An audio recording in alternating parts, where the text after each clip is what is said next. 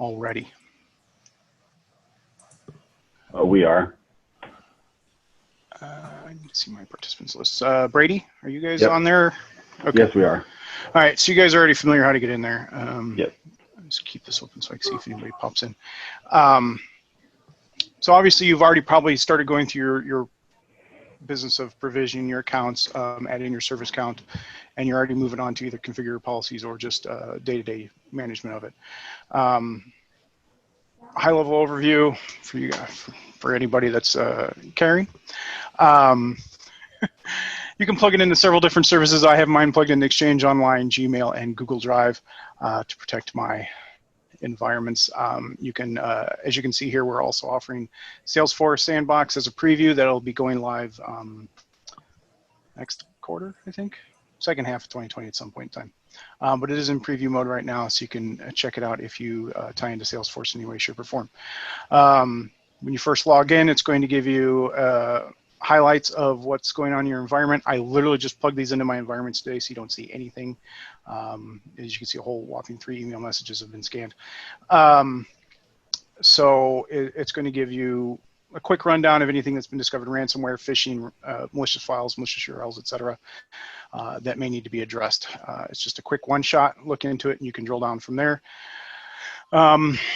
To add a service account, you can process through the administration service account section.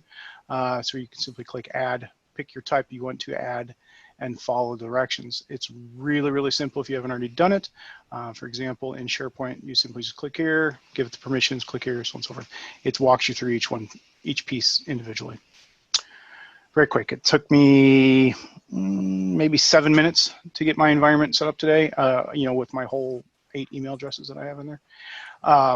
Obviously, depending on the size of the environment, when you enable a service account, it might take some time to process. We've had some customers in the upwards of tens of thousands take over a day to finally provision the service account. Once it is provisioned and you have access to view your users in your environment through either Google or Exchange or SharePoint, along those lines, you'll be presented with some canned default policies for use in your environment. It's always suggested, at least I suggested at least, to copy the default policies and utilize your copies as your own. It's a good base to start from. That way, if you have to, you can always drop back to the default policy and see any changes that might have occurred from there. So I'm going to give an example here once I pull this up and I can see the best practices guide, because I don't have this memorized.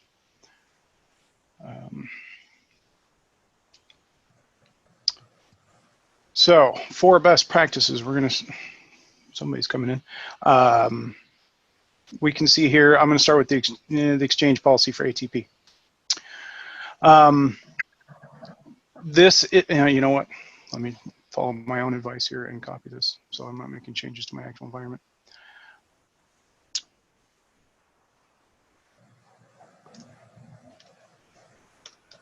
Best practices.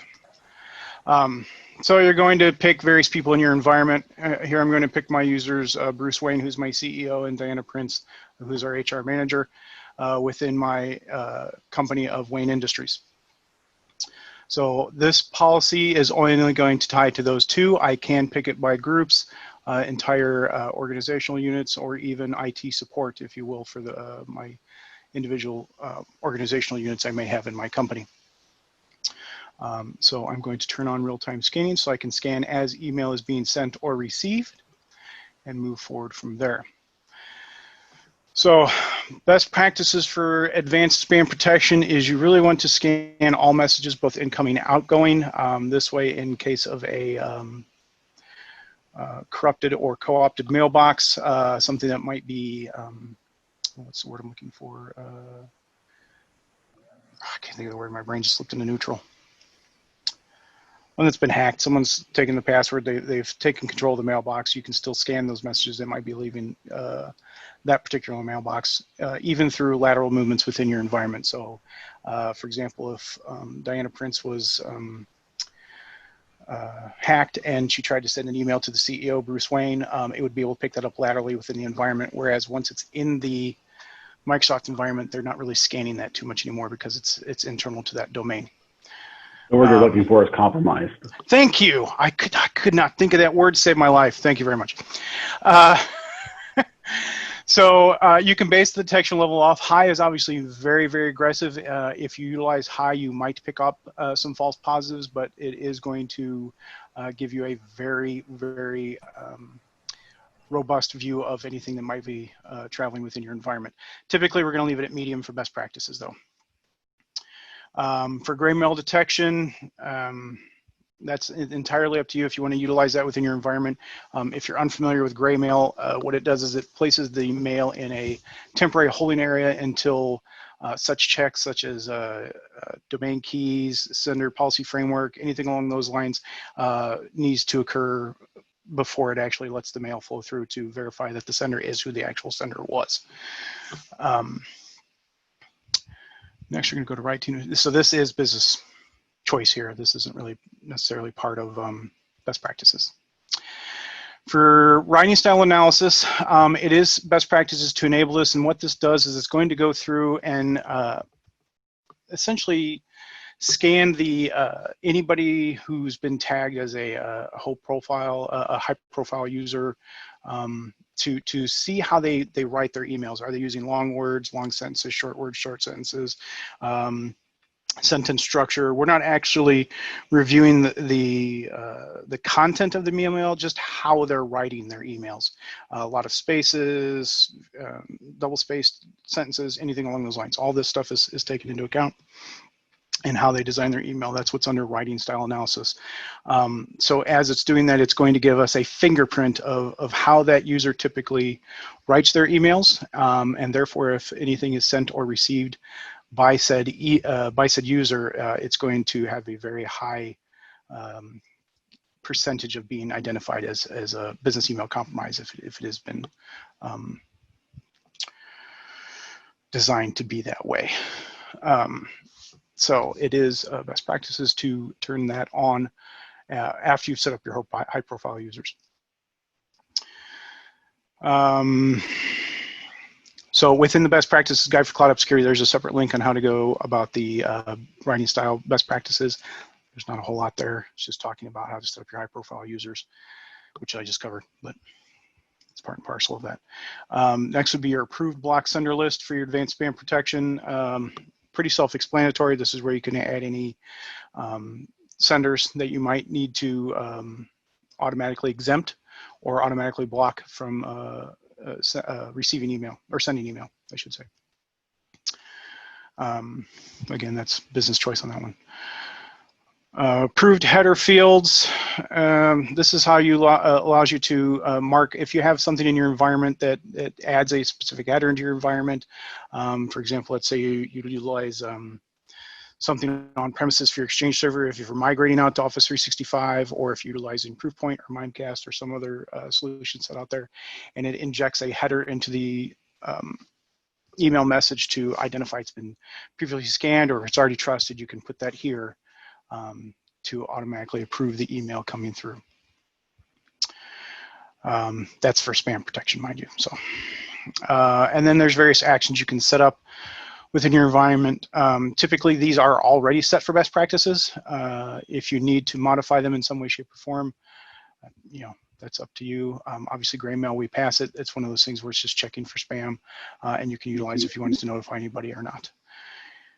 And the last piece for advanced spam protection is notifications. Again, these are business choices. When something comes through that flags in the anti-spam protection, you can have it notify the administrator of the software or not, or notify the user and or not. And there's the canned message that they'd receive, so you can modify this to fit your needs for your environment.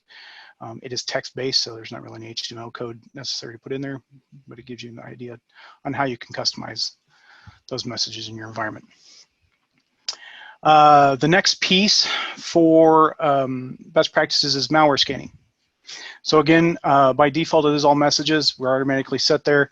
And we do want to scan all files. The reason we're scanning all files is due to the fact that some people, myself included when I was a network admin engineer, in order to get past a lot of the blocks that admins and engineers put in place, is to rename the executable to a text file or something to JPEG, something that wouldn't normally be scanned. So when we're scanning all files, we're still scanning that type of file just to make sure we're still picking it out right and scanning it as it should be. So if it is a text file, we're going to see it's an executable and scan it as an executable. Best practices also dictate to enable predictive machine learning. You can opt in or not to allow Trend Micro to collect the suspicious files to improve its detection capabilities. If something is triggered through predictive machine learning, we'll receive a copy of that file, but that is opt-in. You can choose not to if you don't want to. And this is going to utilize the import and opcode of any file that's coming across to identify if it has any kind of malware characteristics, anything like APIs it might be trying to call through its code, anything along those lines.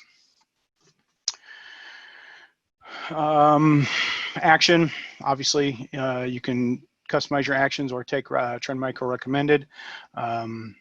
I always like to go through here and see what is being picked out. It may or may not necessarily fit the company or the environment that it's being used for. In some cases, they may want to quarantine unscannable compressed files for further review, so you might want to pass that on to quarantine. You also may want to outright delete any message that exceeds 150 meg, any attachment that exceeds 150 meg. So always review the custom actions. Although, I work for Trend, I don't always suggest the Trend recommended actions for those things, as they don't fit every business out there. You can, if you choose to replace, as I mentioned here for worms and Trojans, modify the text that is sent along. It is replaced with a text file, and any text that would have been along with it within the message. You can customize that in your environment. Same with unscannable message. And the last piece, of course, is notification, just like the other sections, where you can notify or not the user and administrator. I'm going to take a moment there to see if there's any questions about what we've covered so far. Anything? Anyone? Bueller? Okay, I will continue on with our exchange policy. The next section is pretty self-explanatory. We are file blocking. So if I enable this, which is off by default, and it is suggested to be on, is to block specific files, and when you want to pick the type of files to block, typically applications and executables. As I mentioned, we want to block executables, MSIs, so on and so forth that might be coming across the environment or over the wire. The added benefit of this is, as I mentioned, if someone renames an executable file to .txt, we will still see it as an exe and scan it as such or block it as such. But again, this is company specific, and we don't want to mess up anybody's environment. If you have rules in place that allow you to email executables, do as you need. These are best practices, not recommended across the board, which is why these are not always on by default. You can extend these even further to such things as sound, blocking MP3, so on and so forth. Unless you're an audio-visual company, I don't need reason why you'd be sending MP3s through your email. Typically, you're going to share those through file share. And then compressed files, you can block extensions or names within compressed files as well. So if you have a zip or anything along those lines, if it's a zip of an executable, you can block that as well. So it's going to look into that zip file and see what might exist down in there as well for blocking. Actions, as mentioned, replace with text file, quarantine, delete, or pass. And of course, you have the option to replace it with a text if you want. Notifications are the same as we already covered in the other sections. Web reputation. Our web reputation engine is searching for malicious websites or command and control type services or anything along those lines. So we are not a content filter engine in that respect, but we are going to protect you from the bad URLs that might exist out there. Best practices is to enable it for all messages. So this is incoming or outgoing. Typically set to high. You again might get more false positives, but we'd rather be safe than sorry, as new domains are generated by the second out in the environment. So we always want to make sure we want to detect something depending on how new it might be. We also want to scan the message attachment content for any suspicious URLs. So within the body of the message, we can also scan it for anything that might be within the body of the URL or even the attachment, such as a PDF or a document file. We can detect those URLs within there. So approved sender list, self-explanatory. If you want somebody to whitelist through there to not get blocked in web reputation, you can add them here. I don't know anybody who would allow that, but you never know. Approved blocked URL list, self-explanatory as well. So if you have URLs that you know may get flagged within your environment, or and you need to whitelist it, or stuff you just want to outright block, feel free to add them here. This is all business choice on that respect. If you do see something that comes into your environment that is misclassified, you can always go out to the Trend Micro Site Safety Center to have it scanned and recertified as necessary. It allows you to put a reason in of why it might be blocked. Pardon me.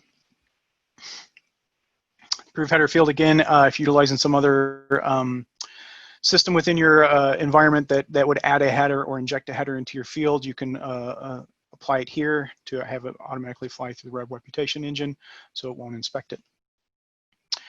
Actions as mentioned, quarantine, block, delete. You can tag the subject here. You won't replace anything because it's a URL, but you can tag it as possible malicious, however you decide to put that here. So if I tag suspicious URL, it'll put that in there. Actually, we'll put that back to quarantine.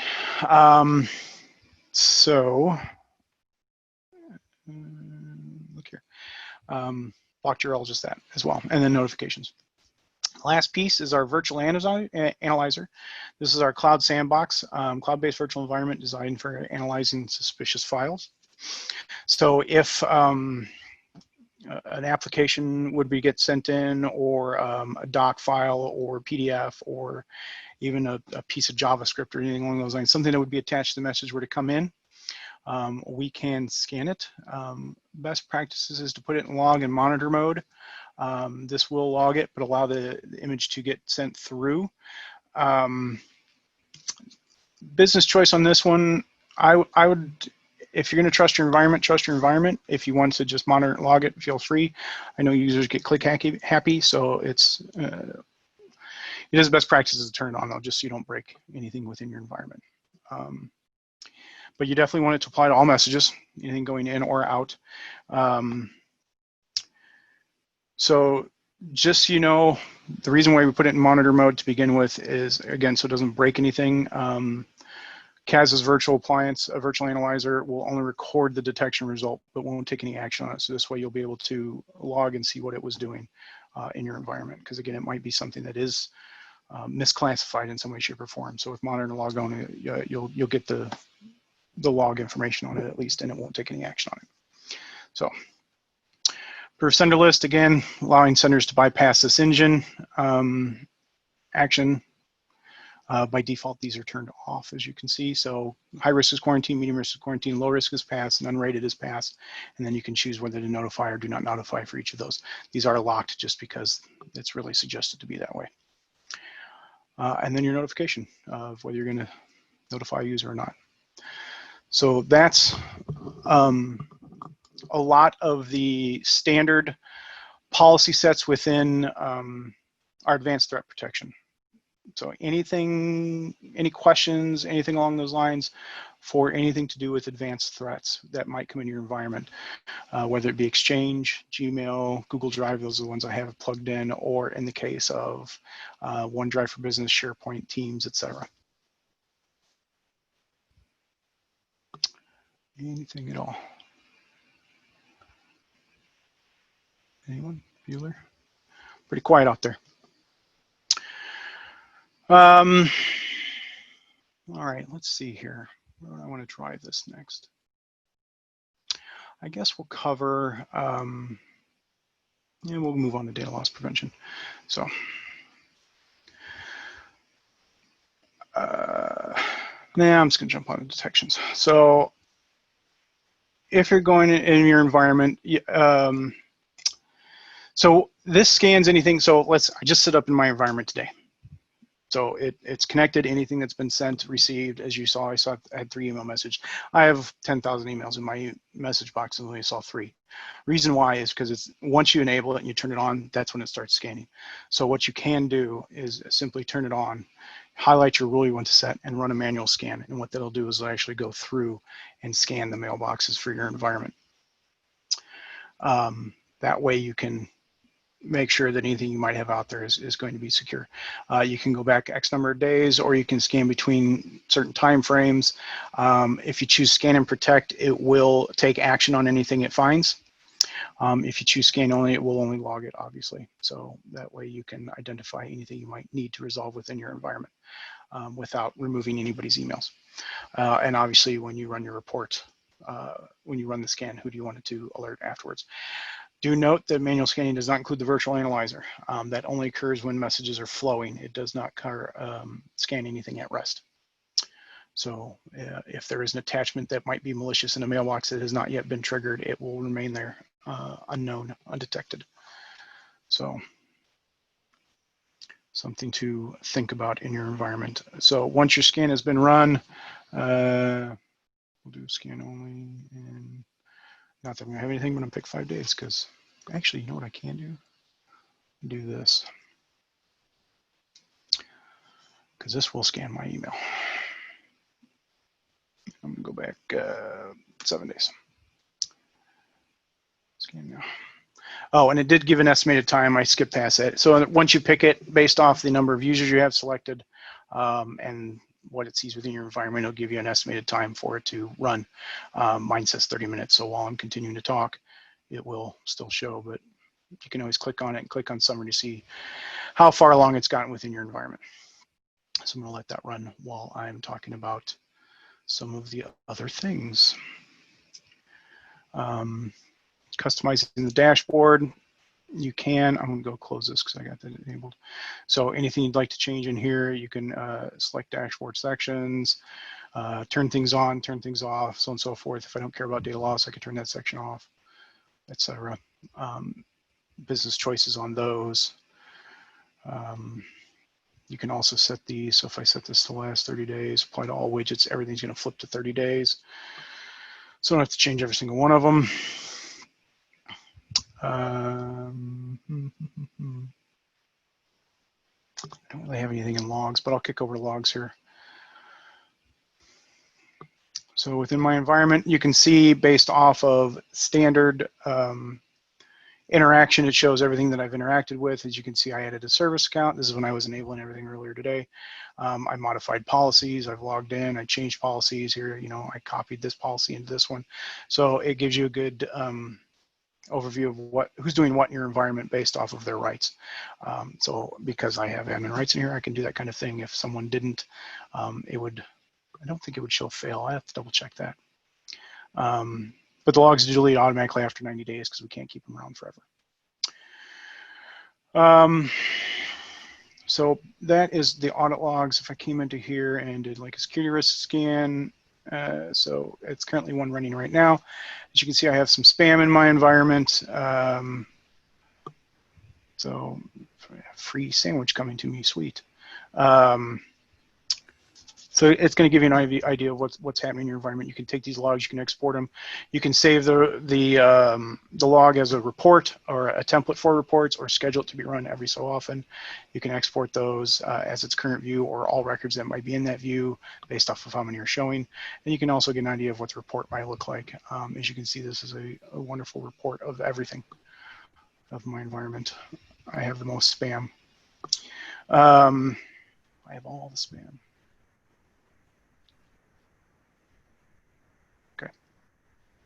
Wait for that to reload. More spam. Yeah. Not surprised. Okay, so let's see here. You can change the date ranges you want to run these for. You can sort by specific types. So if I wanted to look detected line chart and I wanted to go anti-spam engine, it can show me my updates of that. So nothing. 5. It scanned 5 things by the anti-spam engine. Everything's been clean. So let's see here. Do I have any? Let's see here. Security risk. Let's see what I got here. Security risk wise.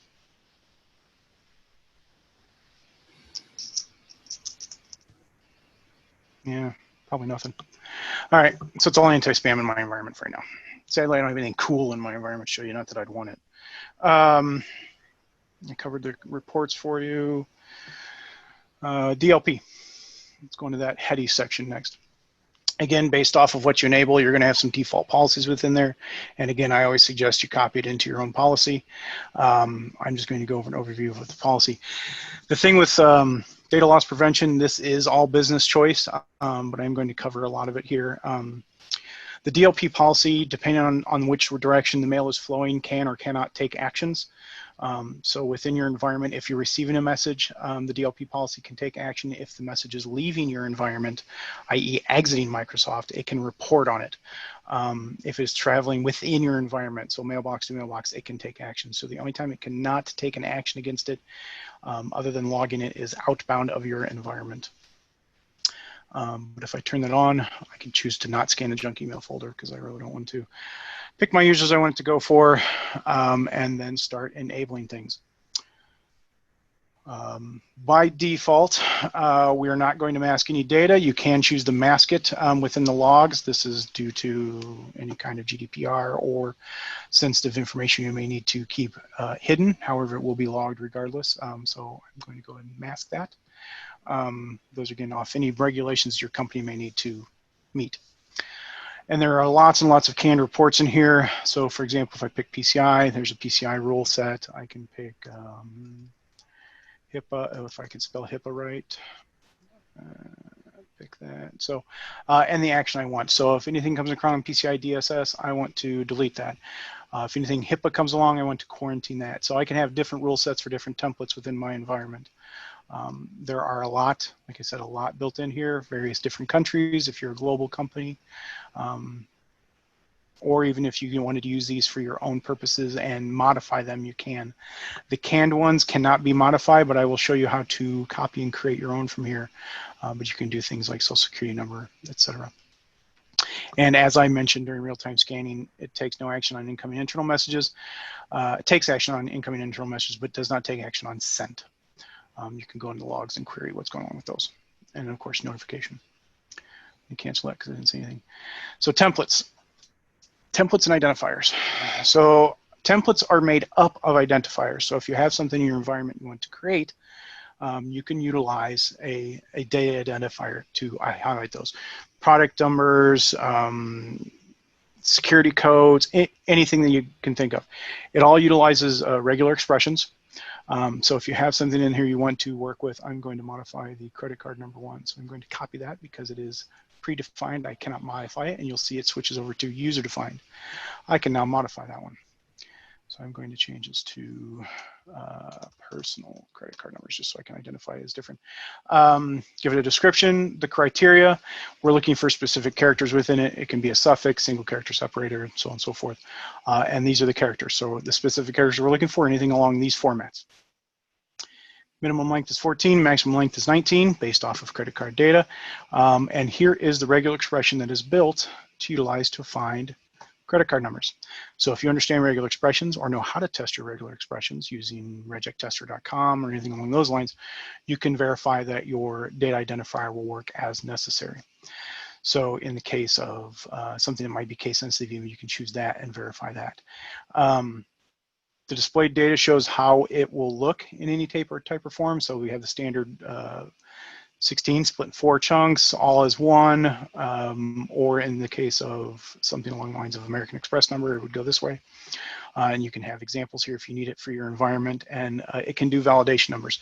So based off of a credit card number, it'll do what's called a LUN check to verify. You can do a LUN check system to verify it is actually a valid credit card number, because if I type in, that will trigger that it is a credit card number. As you can see, it does not pass a LUN check though. If I were to add this to a LUN check, it would not validate. So that's the thing with the LUN check. I happen to know that because I worked in the finance industry for a while. So you can do it off both. What you can do is build a template, if you wanted to verify it was a valid credit card number and it did pass the LUN check, you could do both if you wanted, anything along those lines. That's why we have the templates. So I'm going to clear this one, cancel. But once you have your identifiers you'd like to use, you can build those into a template. I'm skipping ahead a little bit. Let me go to keyword lists too. You can base things off keywords and within your environment as well. So it's not necessarily just regular expressions in the form of credit card numbers or personal identification information or anything along those lines. You can pick various things like such as adult, where it's going to look for any kind of odd, there's things I've never even seen before in here, odd things to do with adult categories. It's kind of funny, I've never actually opened it to look at that. And based off the score. So combined score for keywords exceed threshold 4. So as you can see, each word has a various score. You can set your own based off your environment. So depending on if the score is higher or lower and the score threshold, it will trigger that particular data identifier. Okay. Once you have your data identifiers, you can build your templates. Here are our templates. And I'm going to show you one in particular because it's a robust one, is PCI.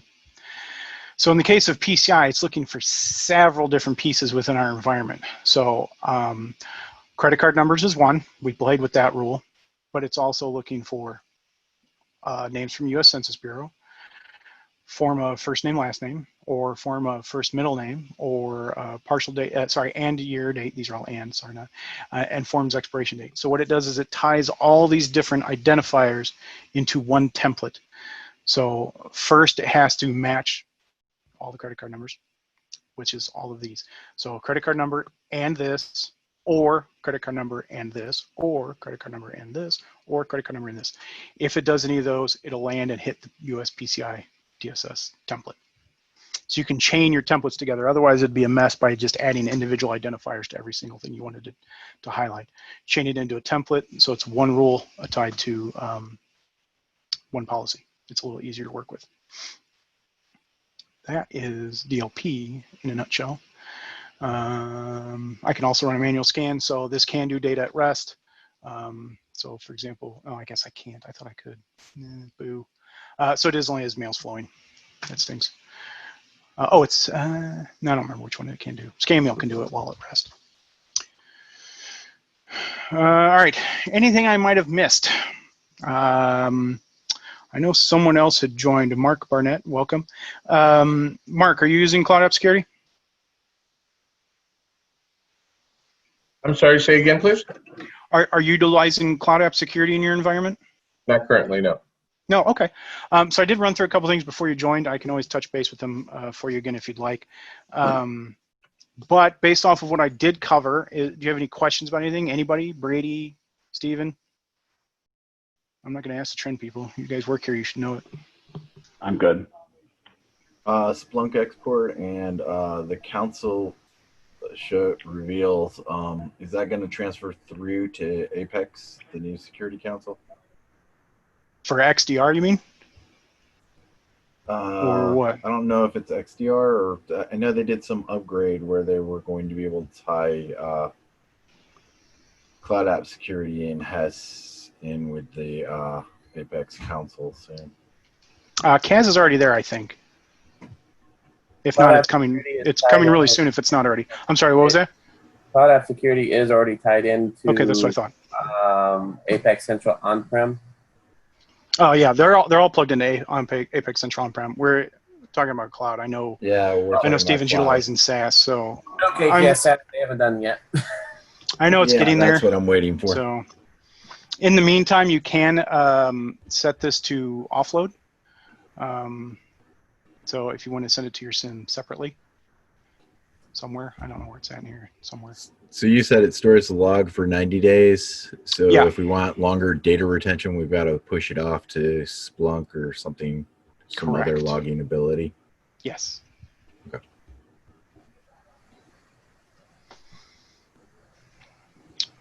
Yeah. So here, and I think there's a document that shows how to plug it into Splunk. I'd have to double check. I think I saw something flying around on that a couple days ago.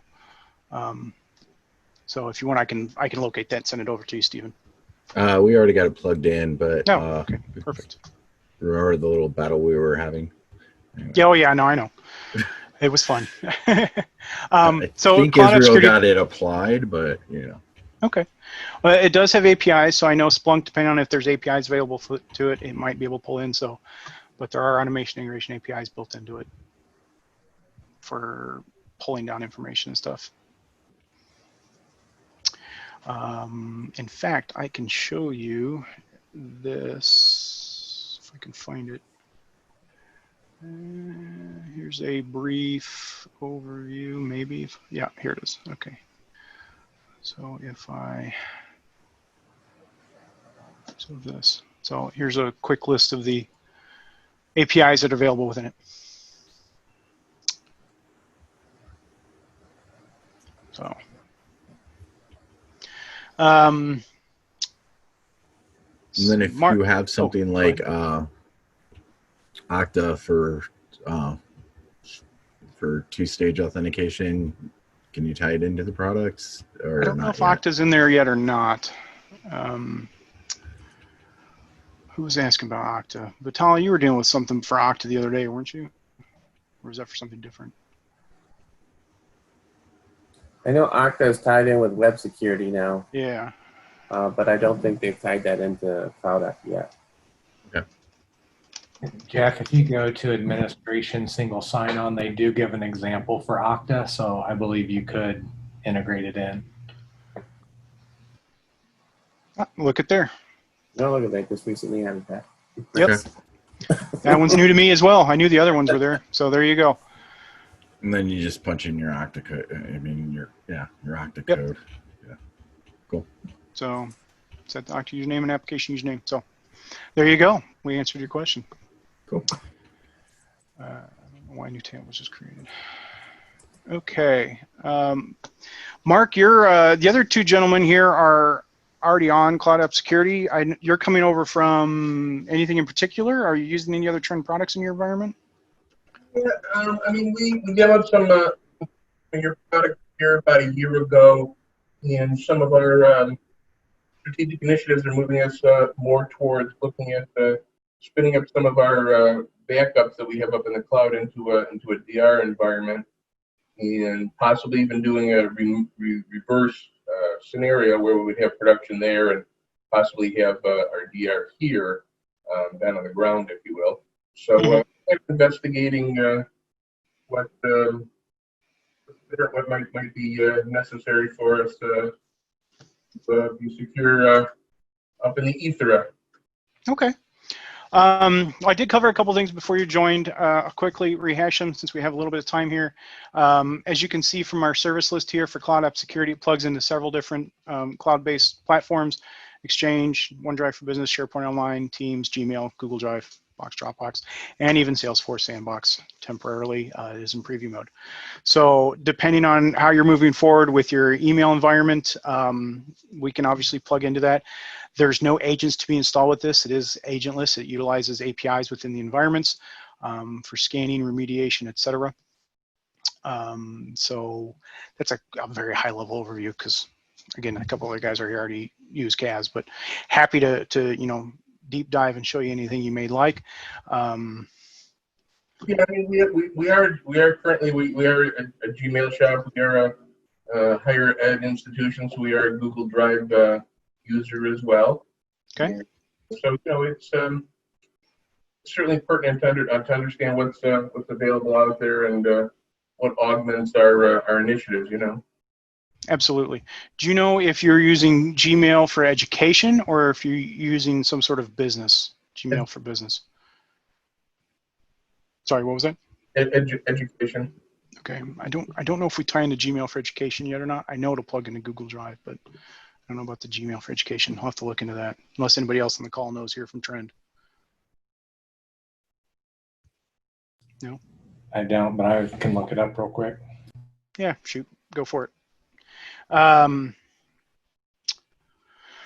So, as mentioned, I'm going to quickly run through everything in. Dashboard, high-level overview of what's going on in your environment. Oh, look at there, even more 84 messages scanned now.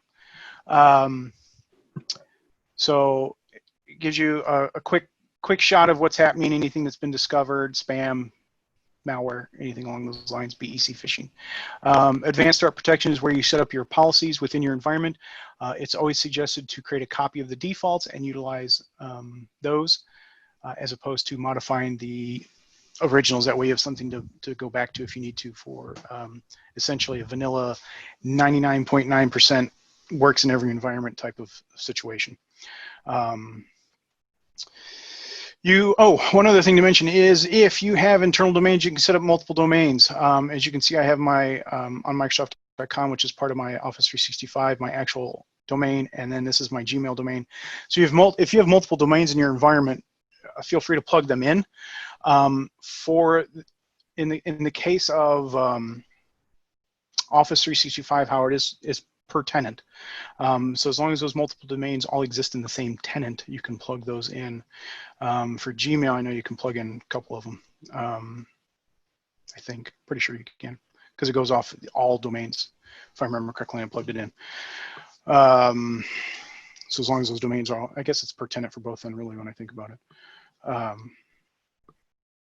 So that's how you can plug it in. So if you have a specific domain, for example, let's say you have an email address that belongs to your QA dev test environment and an email domain that exists to your production, you can split those out and do your proper testing on whichever ones you need to do. So you can test it out in dev test before you apply it in production, etc. So this is where you set up your roles, policy sets.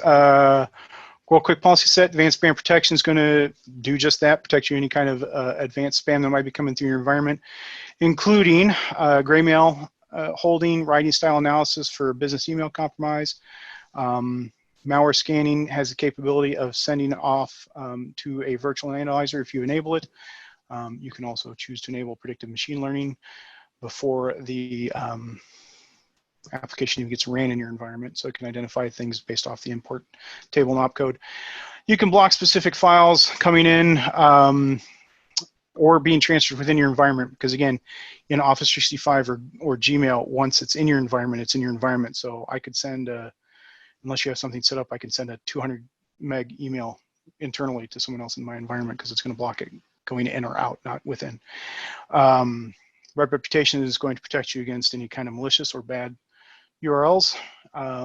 See, virtual analyzer is just at the Sandbox. And then we covered data loss prevention. I think that's where Mark dropped in here, where I was covering the DLP information and setting up data identifiers and compliance templates for your environment. Logs to go through everything. Quarantine, if anything is quarantine, you can access it from here. There is no end-user quarantine within Cloud App Security. The administrator has to release it. That exists in our email security solution set. But that is, drumroll, Cloud App Security in a nutshell. G Suite for Education is supported, so we can tie into that. Perfect. I know it was questionable at one point in time, so they finally added it, so that's good. So there you go. Any questions about anything that was covered in this inaugural first annual, not annual, Trend Micro user group? We'll obviously be having more of these in the future. This was the first topic we chose. I wanted to keep these things as technical as possible, but I am going to show this because it will come up in some conversation somewhere, and that is this. This is our XDR platform. Cloud App Security has been made part of it. Let me get past all of this. Yep, there we go. All right, so there's the Trend Micro XDR platform. Ignore the first half 2019. That was the wrong date that I put in there. But it's all pieces of the same product. So this data feeds into our XDR platform for automatic detection, sweeping, hunting, root cause analysis, and it can share all this information within those. So let's say a user receives an email, or several users receive an email that happens to be malicious in some way, shape, or form. User XYZ downloads that email, runs the executable. That executable then transfers information across the network to another server. All of those things would trigger within the XDR platform, so you get a nice holistic overview of what happened where, when, and what ways it took. All that's stored within the XDR data lake and allows for a very pretty overview.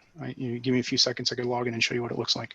But all the data is able to be sent off to a SIM or SOAR in your environment, and pretty much anything we design in the future is going to be able to tie into it as well. That's my sales pitch. I'm done with that. I'm trying to keep these things technical. If there is nothing else, if we were in person, I would say, go help yourselves to some pizza and some beer. But unfortunately, we do not. We are not virtual. So go ahead and head to your fridge, get yourself some cold pizza and a beer if you have it. Otherwise, it was a pleasure talking to you all today.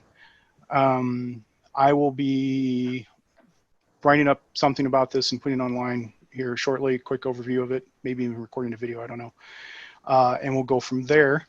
And then we'll figure out what our next topic's going to be. Any suggestions from the 3 people that attended? Because you guys get say in this matter since you're here. What would you like to see covered in the next topic?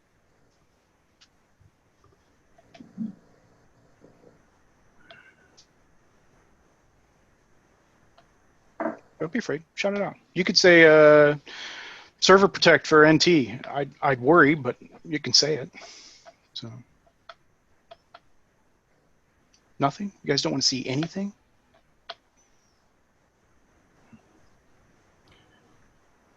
Let's go with upgrading deep security to the latest version or something. Ah, okay. Deep security 12 to deep security 20. The easy for that one is if you're in SaaS, it's going to upgrade automatically. But if you're on-prem, we can see about covering that. I don't know if I'll have the capability of doing that. It depends on if it's available for me to show how that would work. I don't know. But that's a good point. We will take that under advisement and see what we can do about that. What would be your second choice if you had a second choice? And Mark, I don't know how much you're involved with Trend. Is there anything you would like to see either of what you have now to cover or anything coming up even? We can go over the technical portions of it. Try to get up to speed here a little bit, and it was a great idea to do the invitation. I like to keep myself knowledgeable of what's going on the horizon, and Okay. Good. Well, other than that, I think we're done for the day. Like I said, I'll give you a few minutes back at the end of your day there. Have a great Wednesday, and we'll see you next time. If you guys have any questions, shoot me an email. I'll do what I can to help you out. Thanks, Jeff. Thanks, Jeff. Thank you. Talk to you guys later.